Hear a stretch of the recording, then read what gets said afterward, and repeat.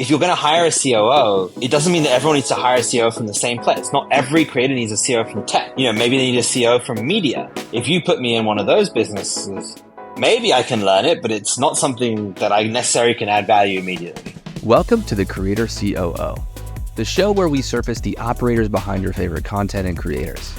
I'm your host, Matt Estes. Today's conversation is with Alex Dwek, the COO at Nas Company. Alex has partnered with Nas Daily and his staggering reach of 65 million followers and over 600 million views per month. Nas Company, which includes a SaaS business and an educational course business, has recently surpassed 1 million in monthly revenue. In this episode, we talk about hiring and team building in the creator economy, from evaluating cultural fit to the role of a COO and how they must complement the creator's skill set.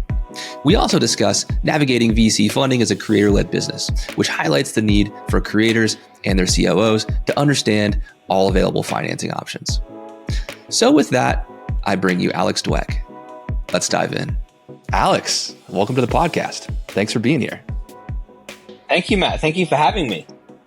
What's your creator COO origin story, and how does it tie into your partnership with Nasir and Nas.io? So I think every creator COO story is unique. Mine was certainly unexpected. I had no ambitions to go into the creator economy. To be honest, I wasn't so familiar with what the creator economy was at the time. I was working in tech. So I was a general manager for a big tech company in Southeast Asia, and I worked at Uber prior to that. And the way I got into this space was actually through my wife, my partner, because she was more creative than me. And we were in the middle of COVID in 2020, and she lost her job. And she was like, what can I do with my creative skills to earn a living? And she found this course online taught by Nas Academy, by Nas Daily. And that one course, I think she spent $400. She was able to get business from brands, and she was able to make $30,000. Wow. And that blew my mind. I was like, what is this that she's able to do? She was just making videos. Companies at the time were like, we need to bring things online and we need to learn how to make videos. And she's like, I'll just make them for you. And I know how to use editing software. And she had some of the relationships from her previous job. So then what happened was the course she'd actually done was through actually the girlfriend of my current CEO. And she was having a birthday, and I was invited as the plus one. So I just came to the birthday party, but I didn't realize that birthday party would completely change my entire career. So at that birthday party, I met Nasir, the founder of Nas.io, and we spoke, and we end up speaking for the entire birthday party. The idea that we were talking about was that the world is changing. In the past, everything was built around the institution. For example, when you want education, you go to a university. If you want to, you want to access, you want to go to a business, any type of business. Any type of business would be a company. But now, instead, you'd have individuals. Individuals would be companies. University of Alabama now would be the University of Allen. And this trend, the argument of what we were talking about was that we're going to move more and more from the institution to the individual because of content creation. And the fact that every single individual, no matter where in the world they live, can become a media channel. And with that distribution, they can build a business. So the whole discussion was around, well, if that trend is just going to happen over the next 10 years, that everything that's been built for companies is going to have to be rebuilt for individuals. And so therefore, this is the exciting part of the creator economy. And when I left that conversation, I was like, wow, there's a revolution happening and people are not talking about it in this way. And so this is before the hype around the creator economy. And so following that, Nasir actually reached out to me and said, I think we should work together. I think you should get involved. So that was the first time it was on my radar. So I have to be honest. There was a very inspirational conversation, obviously, that happened there. Where was Nasir? What point in his creator journey was he at when that conversation took place in the early COVID times? He was at the point of realizing that I have a big audience. So at that point, I think he had 30 million followers, but he was finding it really hard to scale his team because he was relying entirely on ad revenue and brand deals. And so the ad revenue, 1 month would be great. The next month may not be so great. And then in January 2020, when we're in Asia, the COVID happened a little bit earlier. The brands started pulling their budgets because they were worried about what was happening. And so that was a big wake up call for Nasir, who's like, I cannot rely alone on AdSense and brands because I'm relying on what other people decide to do, not what I decide to do, what business I decide to build.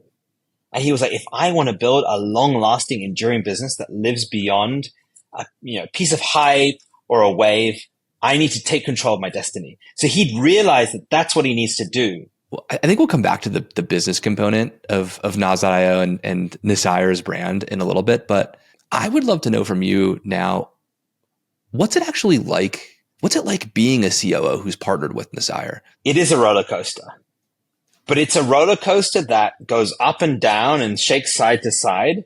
But at the end of the roller coaster, you're actually higher than you were when you started. But there have definitely been low points. So it sounds like the ride's kind of like the S&P 500 in the stock market. It's generally trending upwards, but you've got a lot of volatility up and down. Yes. And the volatility can be wild, because with the creator, think about it, when the algorithm can change, your whole business can turn upside down, or, you find that you've posted a video that maybe has a negative reaction or creates a controversy. Sure. When you have a business, what's interesting is that, or create a business, it's not just about that video didn't do well.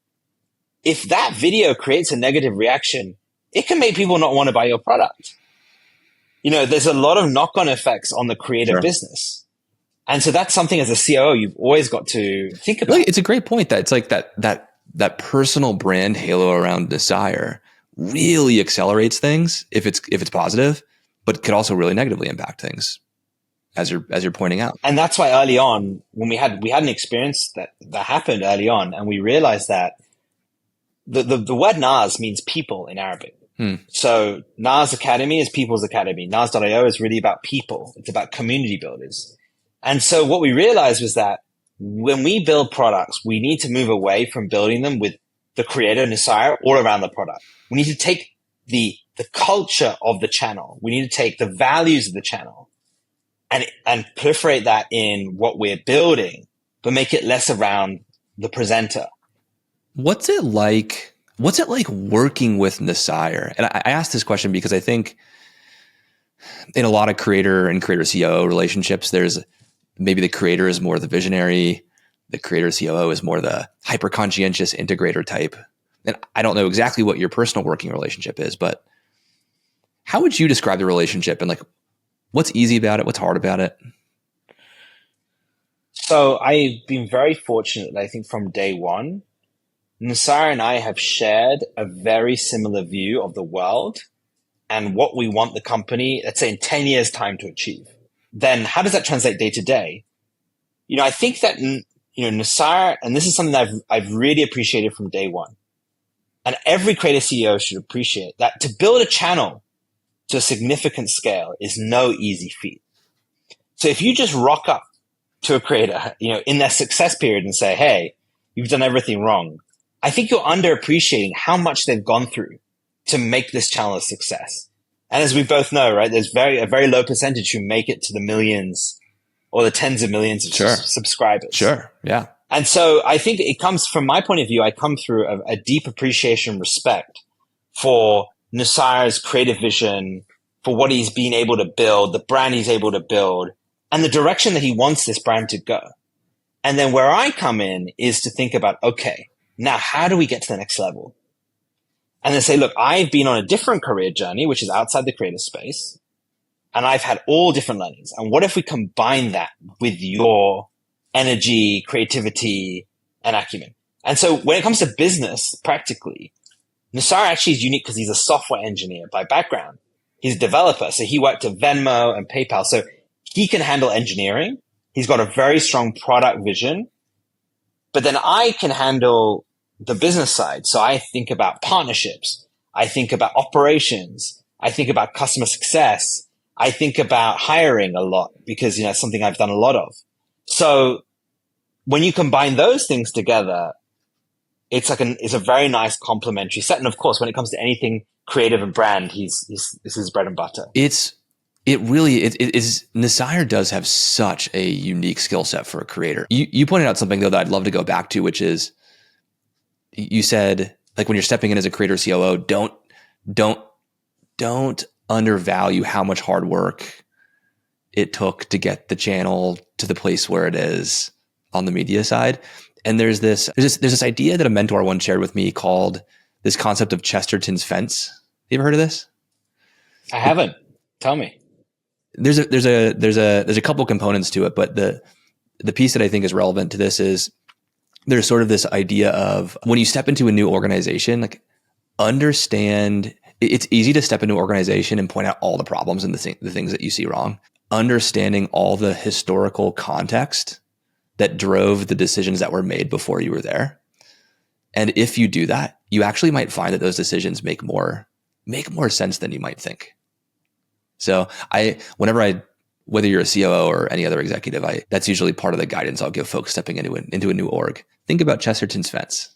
Slow down a little bit. I think that's a great suggestion. And also, there may be people who've been involved in the journey very early on who, may not make sense when you walk in. You may say, well, where do they fit into the jigsaw? But there may be a lot of work done in the origins of the channel or in the building of the business that you may not be aware of. And so I do believe as well, you need to come in with humility, and you need to do a lot of listening, and you need to understand the DNA of the creator's business. That's not to say that things are perfect. Of course, I think in most environments, things will need improving, and that's very normal just in any company. So I think that's very normal, but I do think that's a very important first step. So when I came in, I do agree that I had very different ideas in some respects. I managed a massive team before at the company I was at previously called Grab. My team was 700 people. And then I came to this creator and I was managing no one. And some people were like, oh, I've managed a big team. I'm going to tell you what to do, or I need to manage all these people. But my view was like, look, let me just get involved. This is an exciting project. Where can I be useful? Where can I add value? In fact, I had the opposite perspective because I was like, I'm the first executive here. And that's also a lot of pressure. Sure. I need to show my value. Sure.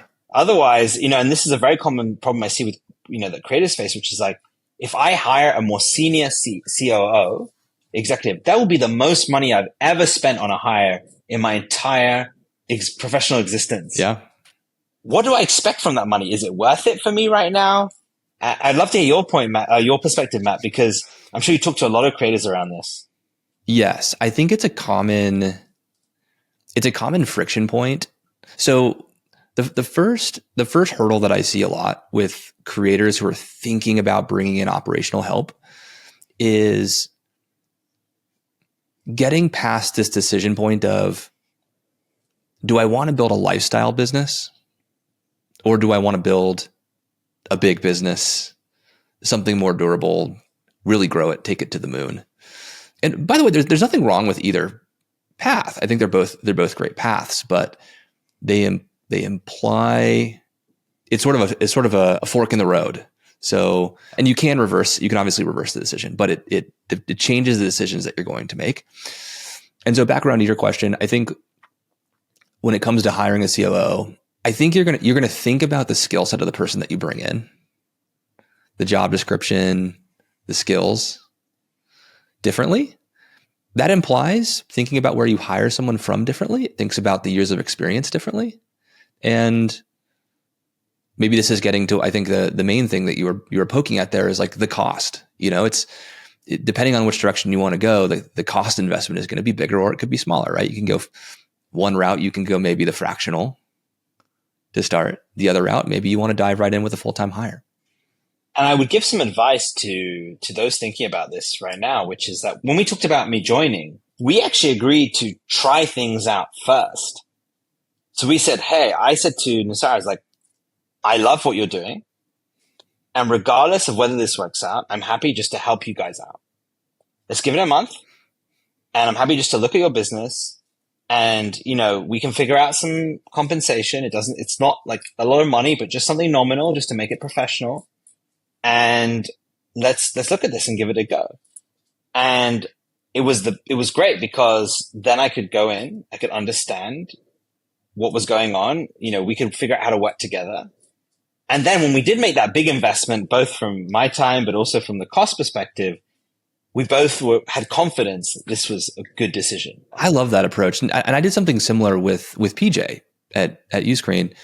What was it that you were, obviously the creator is evaluating the COO in that situation, but the COO is also evaluating the creator.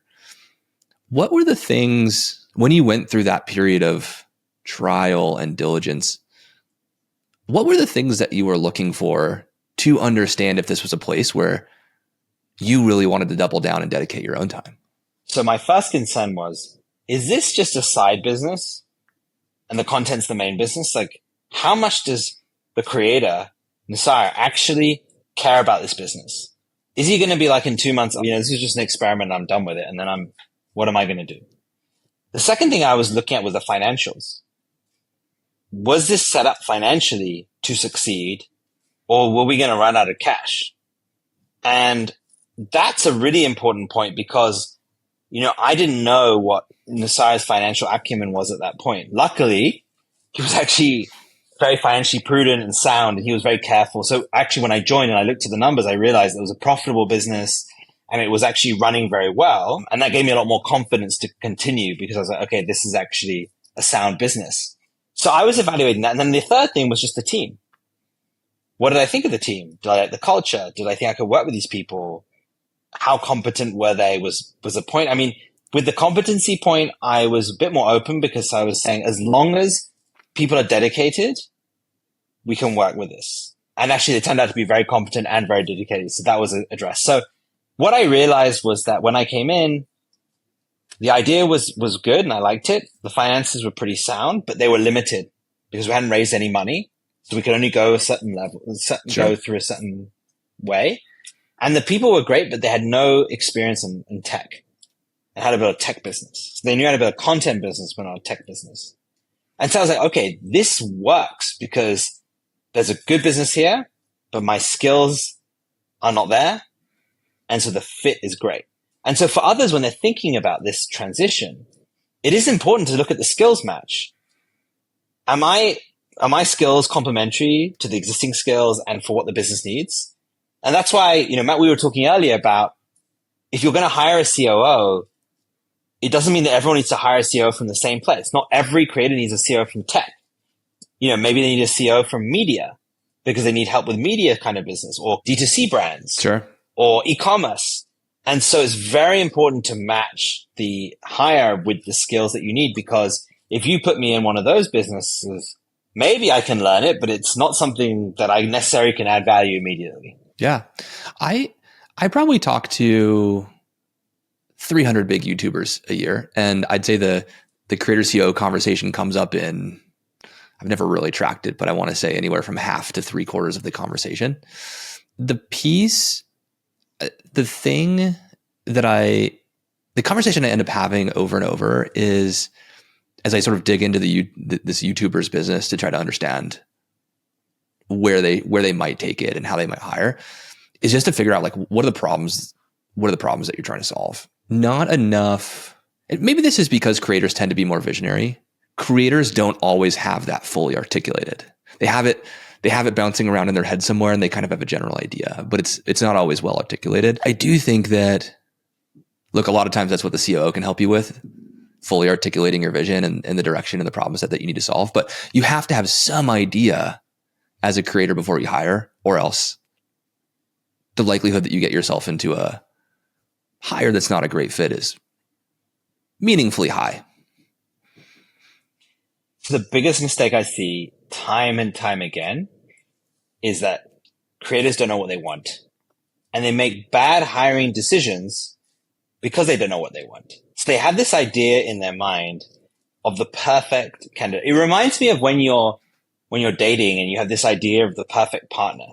Sure. And you say, they're going to have this and this and this and this, and they're going to have all these different attributes. And when you actually in reality start dating, you realize that, humans are imperfect. We all are. And we have some good attributes and we have some less good attributes. And so we've made a ton of hiring mistakes in the early days because we hired based on an idea. And so we got very excited by someone because they spoke very well, or they kind of fed into that idea, but it wasn't necessarily what the business needed. And so I think the most successful hires we've had have been the ones where before we've hired anyone, we've drilled very deeply into the role. What are the skills that we think this person needs? Are they good at financial management? Are they good at managing people? Are they doing things themselves, or are they helping others to do things? Are they more strategic, or are they executing on the ground? And these are all, many other examples. Sure. But when you narrow this down, then actually your interview becomes much more scientific, because you're not saying, you're not interviewing them and say, okay, what do you like doing? What do you think of the company? You're like, give me examples when you did something by yourself, when you executed on your own. Give me an example of when you built a financial model. Give me an example when you managed a P&L. What did you do? How did it look? How big was it? Etc. And then you're like, okay, how do these answers match my business? Do I think these skills could help me? And if you're not sure, by the way, my advice would be don't hire someone with the title COO. So I think you had a couple of guests before me, Matt, where they talked about their journey of rising within the creators team. And sometimes we've had an example in Nas Daily as well, where the COO of the Nas Daily studios started as an intern 4 years ago and That's rose awesome. to become COO. And it's because she did every part of the business, and she was most qualified to take that role. And so I think for a creator, don't necessarily hire someone who's a C-level. Maybe you have someone who's just a great culture fit for what you're building and is just going to get their hands dirty and fix problems. They may be a bit young, but they're super hungry. Bring them in a different role, and you can train them up. And you'd be surprised how sometimes, those people, when they get that opportunity, will really thrive. Angus Parker's a great example of that. Started as a writer 3 years ago, and he's now the COO of the business. Going back to this idea of the problem sets, like, are there any recurring or typical problem sets that you see that you think would be sort of common catalysts to creators to bring an operating partner in? Yes. So I think that early on, you need to do sort of almost like a SWOT analysis of what your creator is like. I think I saw the podcast with Angus, and he talked about how Ali wants to do creative, but not necessarily all the business stuff. And that's a great insight that he was able to decipher early and understand where he could add the most value. Not all creators will be the same. Some will be great salespeople, and some will hate selling, right? Some will be actually solid at managing finances, and others won't be. So when you build that job description, I think what you really need to do is don't just take for what the creator says. Observe what they do. So in the case of Nas Company, I very early in the journey, I observed that Nasir tended to avoid certain things when they were on his desk, and he tended to gravitate towards other things. So he really likes things that have immediate output and results. So if he can meet a CEO of a company where there's an immediate partnership opportunity, he gets really excited, and he will go and he will do a great job, and he'll pitch and, really think about how we can provide value for both sides. But if I give him a list of papers and say, hey, review the finances around this, it's just not what he enjoys. And so we really were able to understand that, give him the new opportunities, he says he loves the 0 to 1, give him an idea and he'll make it happen. But then when it comes to building processes, sure, how do you scale this and others, that's when he's like, I'm happy to hand it over. So if you understand that, then you know that in that case, it probably doesn't make sense to hire a 0 to 1 person. Yeah. Or a brand person, because they're just going to be clashing. Yeah. And if you tell a creator, someone comes in and says, hey, this is how you should do something that the creator believes that they're passionate and strong about, ultimately the creator is going to win because it's their brand, it's their business, quite rightly. But they have to have ultimate decision-making veto, essentially. So just to go back to that, I think when you just define this, you really need to like decide, what does a creator enjoy doing? What does a creator not enjoy doing? And if you are going to be supporting in the business role, the person needs to have the awareness and the humility to know that, this is what I'm going to work on. This is what I'm going to make work. You have to really focus on what needs to work for the business. Yep. And it may not always be the glamorous stuff, but it's what makes the nuts and bolts work. So if you're a creator and you've figured out what you like, what you don't like doing, you go to the market, you start talking to COOs. You're having some conversations. It's going okay. Maybe you're having a hard time attracting the level of talent as an operating partner that you want to attract, that you feel you deserve. What advice would you give to creators in terms of how to best position themselves to attract the best operating partner they can for the business? So that first hire, if it's the first business hire, it's going to be really hard. I just want to set an expectation. It's going to be hard. When I joined, I remember trying to make our first hires, and we had so many rejections because people still viewed Nas Daily and Nas Company in the context of a guy with a camera traveling around the world making videos. They found it hard to visualize the future vision. And so I found that the best hires we could do at the beginning were through warm introductions, referrals, someone saying, these people are great and they're onto something really interesting and you should talk to them, versus complete cold outreach. So Nusari said, we made a joke. He's like, when you joined, it was like, I have someone who worked at Uber who now works at my Creator company. Okay, that gave a bit more credibility. Sure. And then when I was able to hire 2, 3, 4 people through my network, then it was like, it's a company of people who work from across tech who now work at this Creator's company. And then it became more of a tech company. And then we raised money from top tier VCs like Lightspeed. And it was like, oh, it's a Creator company with tech people backed by Lightspeed. Okay, this is more credible. So unfortunately, brands do play a role in this. They do. We're status chasing creatures for whatever reason. And we love social proof and validation. I guess it's also because we're worried about job stability and security as well. But I would say that, this is where maybe creators may have to recalibrate, which is that if you're a successful creator with a few million subscribers, let's say, in the editing world or in the content world or in the creative world, you have that brand. So if you're trying to hire people in the creative domain, you are there. People are like, wow, this person makes great content. They're fantastic. But if you're hiring someone in the business world or the tech world, that doesn't necessarily mean the same thing because they're looking about what's the business track record. And it may be that you're starting from scratch. So then it's just like every other founder. It's like, yes, good start, good distribution. Yep. But I don't know what the future holds. So that's when, yes, I think that asking people to introduce. So I get a lot of creators who approach me as a creator COO and say, hey, how do you think I should hire? What do you think of this job description? Do you have any recommendations? And I'm very happy to do that because from my perspective, I want more creator COOs. I want a bigger network. I think the tide will rise for all boats when we have more people in this space. So I'm always happy to help. And I know other creator COOs get the same. So I would say to creators, reach out to a creator COO if you know one, or reach out on LinkedIn to them, not to poach them necessarily. It's not about just they're the only ones, but maybe they can help you find people who want to make that transition. You do need to be prepared to have a lot of conversations. And it's not just conversations to hire. It's conversations to understand what you want.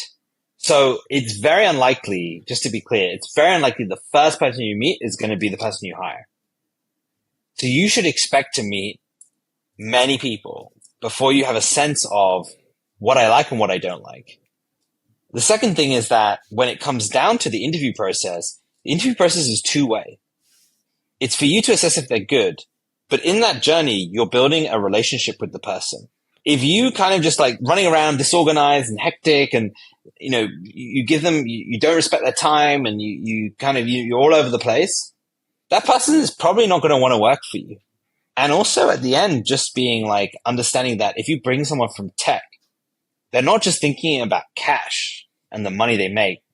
They're thinking about ownership, about equity, because I think that's a great place to take. I love that you took the conversation there because I think that compensation can sometimes be a thorny and taboo topic. Not for everybody, but for some Yes. people. How do you think about, because I think you're right. There's, depending on if you're building a lifestyle business or if you're, building a business where you want to generate substantial equity value, you might think about how to compensate people differently. But in most cases, if you're hiring really quality people, they're going to want some aligned upside potential that's aligned with business outcomes. So how do you do that in the creator world? So we've been very experimental with this, and we actually have two models. On the tech side, we have a model that's called an ESOP. It's like a share plan, an equity plan, where people who join the company, every single member of our team who joins the company on the tech business gets share options, which means they get equity, they get ownership in the company, which if in the future we sell the company or we have an IPO, they will get money for it. Mm-hmm. On the media side, there is no investment. There is no valuation. There's no kind of potential exit. Nasir wants to build Nas Daily for the next 50 years. So actually, we implemented a profit sharing agreement where at the end of every quarter, we take the profits made, we take a percentage of the profits made, and we distribute it amongst the employees. And so they are seeing, if we had a bad quarter with ad revenue, everyone's bonus goes down. Or if we managed to secure a great deal and it brought in a ton of revenue, then everyone's profit goes up. So I like those. So I think that creators sometimes are scared of things like equity plans because they're like, wow, I'm giving a stake of ownership in my media channel forever. And that's scary because I don't know where I'm going to take it. Yeah. Well, I think things like profit sharing can be a solution to that. Yeah. Every month in both companies, we go through how much money we made and how much money we either lost or how much profit we made with the whole company. We show the revenue, the costs, the profit, or the loss. So everyone knows how we're doing. I love that. Nathan Barry from ConvertKit has written a lot about how they've structured their profit share. So any creators or creator COOs that are listening to this, go check out Nathan Barry's his writings on his blog. And then Basecamp has written a bit about their approach is a little different. I think it's more tenure based in terms of how they approach profit sharing. What you're doing, I actually did not know that you did a profit sharing program. That's right in line with what I recommend to most creators who are profitable and cash flowing for their media business. So one of the things that we have done from day one, Nas Daily is a global company. We're not based in one country or one city. And so we've found talent everywhere. And we've used our channel to find talent. And we've also found talent through all different methods.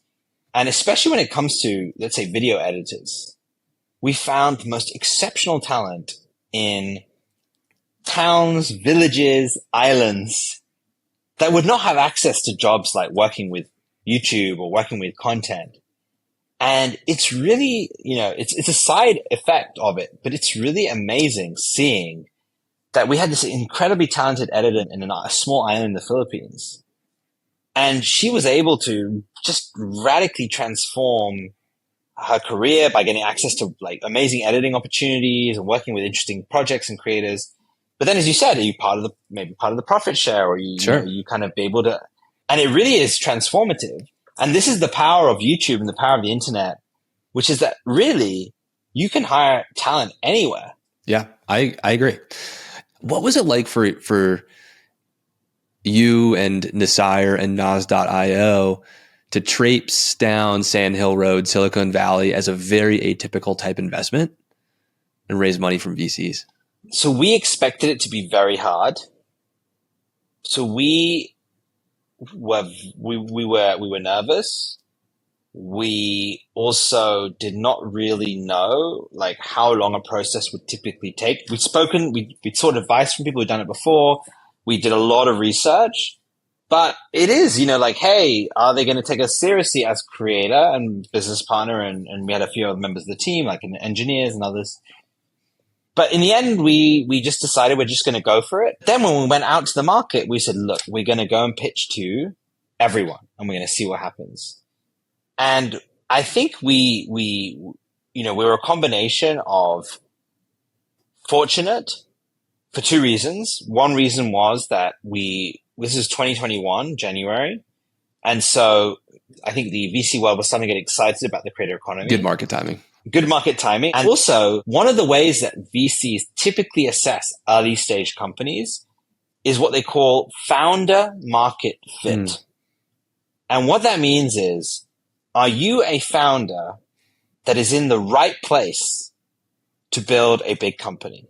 Like, are you a type of person who can figure out the problems and maybe build something meaningful? So I think that why VCs like Lightspeed thought Sire had founder market fit was that he was a creator. So he understood the pain points of creators firsthand. But second of all, he was an engineer. So he understood how to build tech. And that was very unique. And the third point was, specifically in our case, he was a creator who wasn't living in the US and experienced what like 75% of the world experience around ad revenue, which is that if you live outside of North America or, let's say the UK, the money you make from ads is significantly less. And so you need other sources of revenue to build a business. And that was like the big problem. Like if someone who's going to be big enough as a creator, who's going to get engineering and technology and also feels the pain points of the rest of the world, maybe these guys have a shot at doing it. Totally makes sense. The founder market fit thing really resonates with me as a past investor.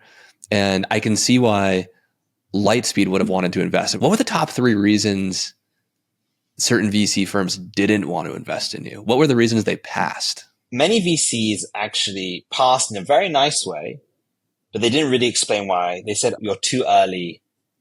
Or this is a common answer. If you talk to a lot of people who raise money, you hear this all the time. You're too early. We love your product, but maybe come and find a lead investor first and then we'll invest in you.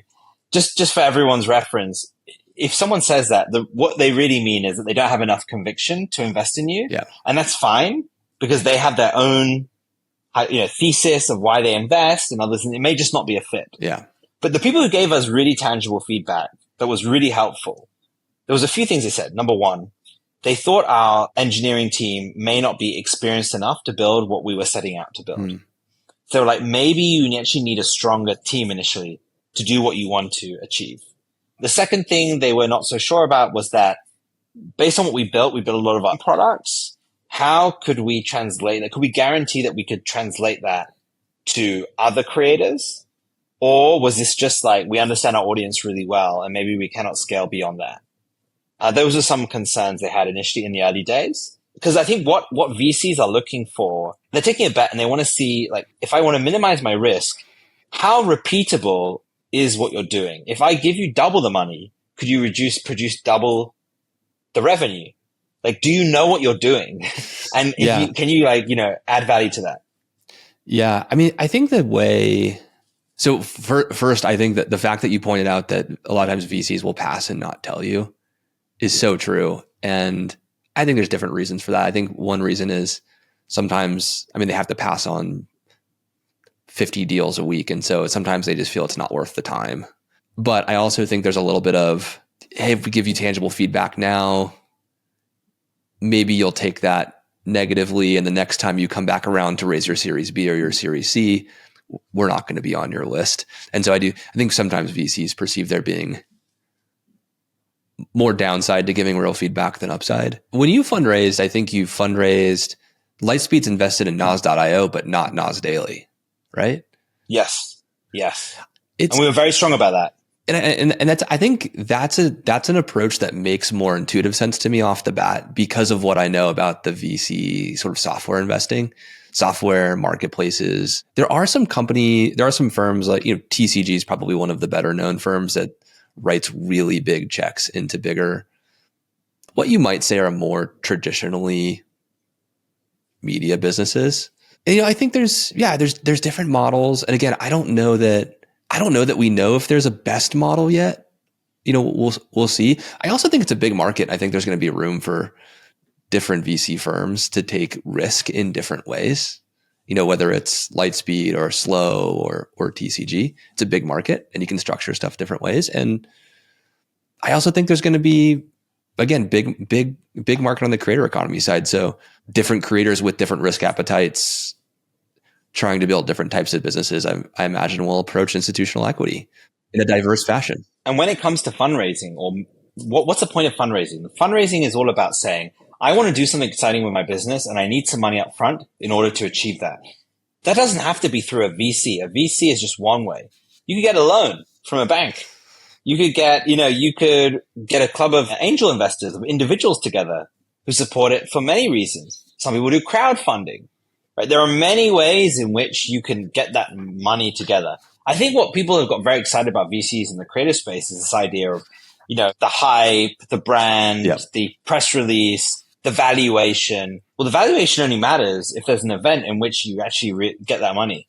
Yep. If that never happens, the valuation is meaningless. Totally agree. It's just something you talk about. And look, at Uscreen, we're biased, right? We've been bootstrapped for 7 years. We've never raised a dime. We've grown a software business, which requires, as you pointed out, a lot of upfront investment very effectively, profitably over time.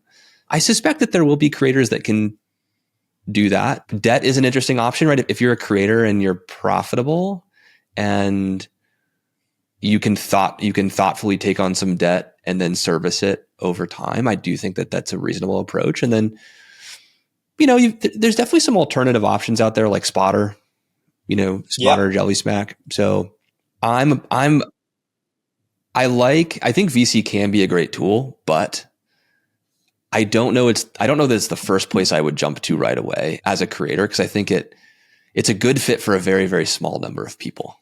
Like, it's a great fit for you and what you're doing, but maybe not the 10 other creators that are out there like Nasir.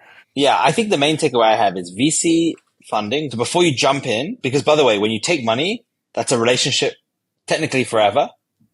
Look at your options and see what may work and what you can do.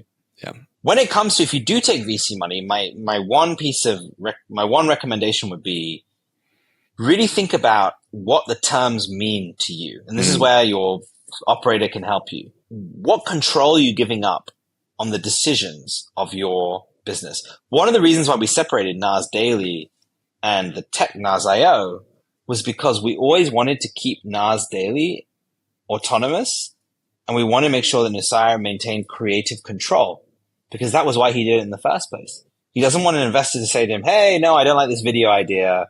It may damage the brand, or it may not be what I believe. So we felt like creative independence should always matter the most, because that was why the channel even started. Sure. But with the tech, I think if a VC investor, we're very lucky. We have great investors that were very supportive. And yeah, absolutely. If they put money in and they've taken a risk on us, they should have a say. But we said, look, we want to make sure when we think about the board who make decisions, we want to make sure we're well represented and we have an ability to control our destiny. So there's a lot of details that come in taking money. And so that's where it's important to read the fine print. I like to split decisions into one-way doors and two-way doors. One-way doors, you can only go through one direction. Two-way door, you can go through it, change your mind, and go back. Taking VC money is very much a one-way door. So, but I love your venture backstory, and I hope that it does. I really hope that your story inspires more creators and creator COOs to take on the challenge of building these more durable software businesses, whether they raise money for it or not. We like to end these episodes with a couple pieces of really pointed advice for the audience. And our audience typically, it tends to be creator COOs and creators. So my first question for you is, what's your main piece of advice for aspiring creator COOs who are looking to find a great creator partner? I would say find a creator that you really align with when it comes to their vision and values of the channel. So if you go to work for a creator, so for example, I am someone who grew up really caring about current affairs, really caring about like changing the world. And so for me, if I was going to ever work with a creator or someone in media, it had to be someone who cared about being positive in the world. If it was someone who was just all about selling t-shirts, I would be less interested. It's not just who I am. The second thing though, is you have to be realistic. Just because someone on camera is matching your vision and your values, it doesn't mean that you're the right fit to work with them or they're the right fit to work with you. So I think get excited about the vision, but then be really rational and realistic about the relationship.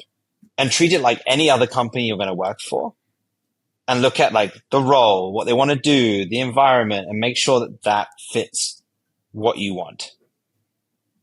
I love that. Be level-headed, do the diligence, think about it like any other business decision.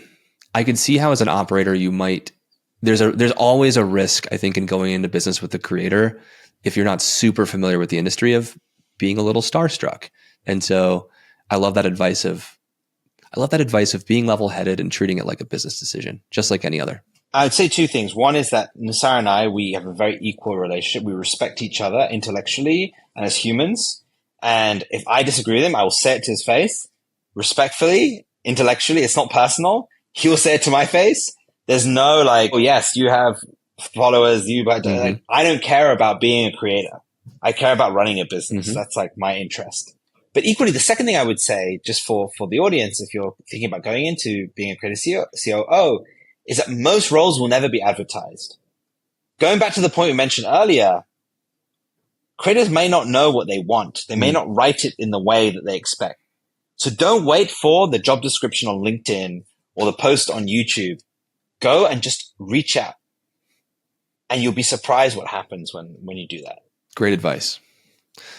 My last question for you is, how can, I think we're both invested in this idea of building up the creator COO role and this sort of idea of the rising tide lifts all boats in the industry. How can we best bring creator COOs and other creator operators together to support that network and that vision? So one of the things that I find really hard as a creator COO is that I don't know that many others. I've got to know people in the space. I've met people on LinkedIn, and it's great to meet others, but sometimes you're just facing a really hard problem, or you're having a really tough day. And when you're in a position like a COO, you can't always go to your colleagues and say, hey, this is the challenge I'm facing, because you're just at a different level of seniority and there may be issues of confidentiality, etc. And sometimes it's nice to have someone else in a similar position to you in a different context and be able to talk to them about how they would solve a similar problem. So I think there's a real need for some sort of community or group of creator COOs, creator operators who are able to share what they've built, share best practice, talk about different challenges they're facing, because I think it's not just about individual achievement or progress, but actually it's an opportunity to move the industry forward, an opportunity to really like define what a good COO looks like and how can we share that across the industry and just make the whole industry stronger. So I'm really excited about the possibility in that. I think, Matt, you and I talked about it. Like, we should make it happen. I'm very happy to support you, and collaborate in any way. But I think next year, 2024, there is room for more creator operators to come together and to be able to form that unit, just like many creators do. And we've seen a lot of success from creator masterminds and creator communities. I think now is the time for a community for creator operators. I love that vision. So 2024 is the year of the creator operator. It is. I'm fully behind it. And Matt, I think what you're doing is great. I'm really excited for this podcast and everything you're building, and looking forward to seeing more of that in 2024. Thanks for taking the time, Alex. I hope we do it again soon, man. Absolutely. It's been a real pleasure. I really enjoyed the conversation. Thanks for listening to this episode of the Creator COO. If you found this valuable, you can subscribe to the show on your favorite podcast app so you never miss an episode. Also, please consider giving us a rating and a review, as this helps other creators and creator COOs like you to find the podcast. This episode was produced by Rebecca Donovan at Uscreen with support from the team at Share Your Genius. It was edited by Chandler Chappell with artwork design by Spencer Marsh. I'm Matt Estes, and you've been listening to the Creator COO. See you next time.